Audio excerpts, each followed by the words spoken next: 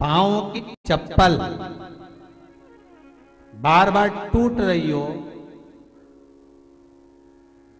कमर से नीचे जो वस्त्र पहने हो वो फट रहे हो, कहीं पजामा है, धोती है, आदि वस्त्र हैं, कपड़े हैं, वो अपने आप फट, आज के जमाने में तो फटे फटाए पहनते हैं लोग, फैशन, उसकी गारंटी नहीं है, उसका हम वर्णन नहीं कर, हम जब पहनते हम समझ जाते हैं इसको शनि तो ऑलरेडी लगा ही हुआ। जब उनका घुटना घुटनी सब फटा हुआ दिखता है तो उसमें लग जाता है कि शनि पहले से लग गया बापड़ा, उनके पहने से तो मालूम पड़े। शनि का नियम है, शनि कथा कहती है पांव की चप्पल बार बार टूट रही हो, घिस गई हो, बद्दी टूट रही हो, कुछ कर रही हो, और अगर कमर से नीचे जो वस्त्र पहने हो वो अपने आप फट रहे हो, समझ लेना कि शनि पांव से प्रवेश कर रहा, मतलब अपनी प्रखरता शनि दिखा रहा। किसी मंदिर में गए महाराज और वहां जाने पर चप्पल चली गई तो समझ लेना शनि की कुदृष्टि अब पड़ना बंद होना चालू हो गया। कितना सुंदर कहा है महाराज। जूता चप्पल आज के जमाने में तो फैशन हो गई साहब, घर की चप्पल अलग होती है, बाहर की चप्पल अलग होती है, लोग घर में चप्पल किचन तक में पहन के जाते हैं।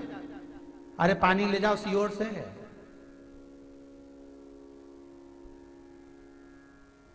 रसोई घर में लोग चप्पल पहन कर जाते हैं, जहां भगवान का प्रसाद बन रहा है, जहां अन्नपूर्णा निवास कर रही है, और पूछो तो कह किचन की चप्पल है तो माथे पे रख लो, किचन की है।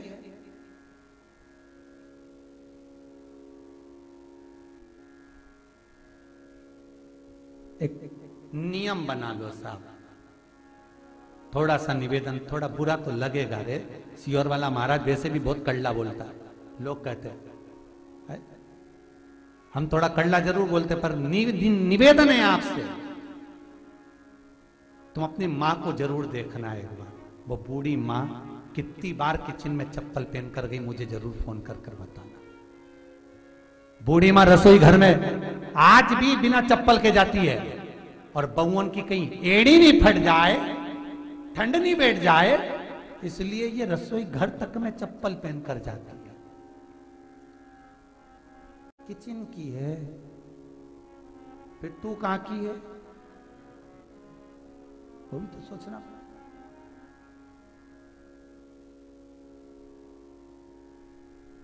कोड़ी कोड़ी माया जोड़ी के नर तूने, मारा खूब प्यार से लक्ष्य से घिस घिस के, खूब जोरदार शैम्पू पाउडर लगा लगा के कब तक संभालोगे रे ये शरीर को, ये तो बताओ।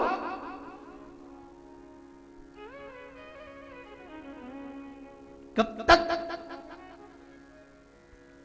4 घंटे तक पार्लर वाले के यहाँ बैठे, वो धागे से न जाने क्या क्या करती रही,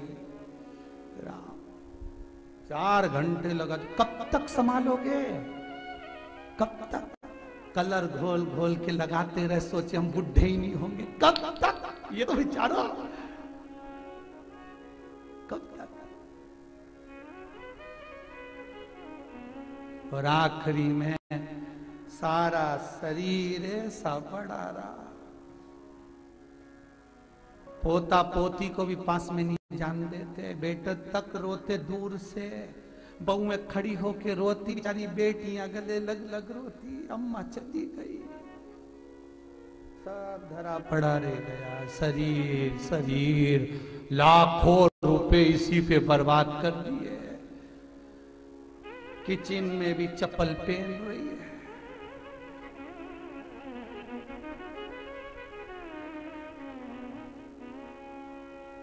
सूर्य नारायण की कथा पढ़ना, शनि महाराज की कथा पढ़ना, और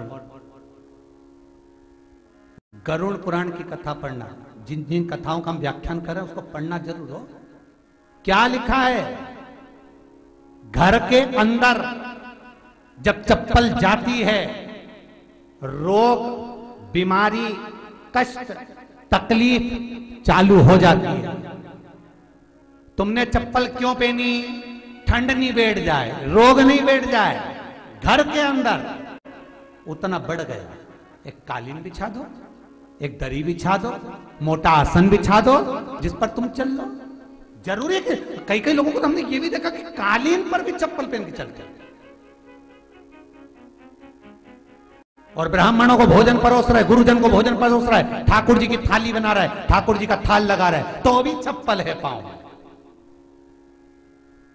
तेरा क्या होगा रे कालिया, क्या होगा? विचार तो करो महाराज। देह पड़ी रे जाए यहीं पर, फिर कुंडल और नगीना क्या, हरि नाम नहीं तो जीना क्या।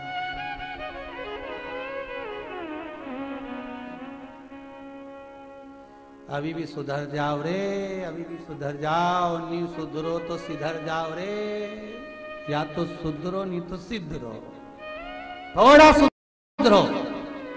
रसोई घर में अन्नपूर्णा रहती है, रसोई घर में शिव महापुराण की कथा कहती है, जब भगवान शंकर को मां जगत जननी भोजन करा रही थी, शंकर जी ने वर मांगा था अन्नपूर्णा से, ए अन्नपूर्णे तुम मेरे घर के बच्चों का भरण पोषण कर रही है, इस मृत्यु लोक में जितने मनुष्य जन्म लेते हैं ये मेरे पुत्र कहलाते हैं। तो अन्नपूर्णा ने कहा चिंता मत करना भोलेनाथ, जिस जगह पर एक स्त्री, बेटी, कन्या या घर की बहू या बूढ़ी मां भोजन बनाएगी, उस जगह पर मैं अन्नपूर्णा उसके शरीर में प्रवेश करूंगी, और वो रसोई घर नहीं होगा, वो मेरा और तुम्हारा मंदिर कहलाएगा। अब मंदिर में चप्पल पहनकर भोजन का निर्माण करना ये श्रेष्ठता नहीं।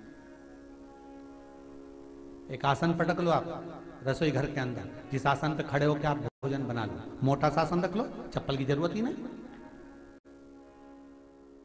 काहे फैशन में मर जा रहे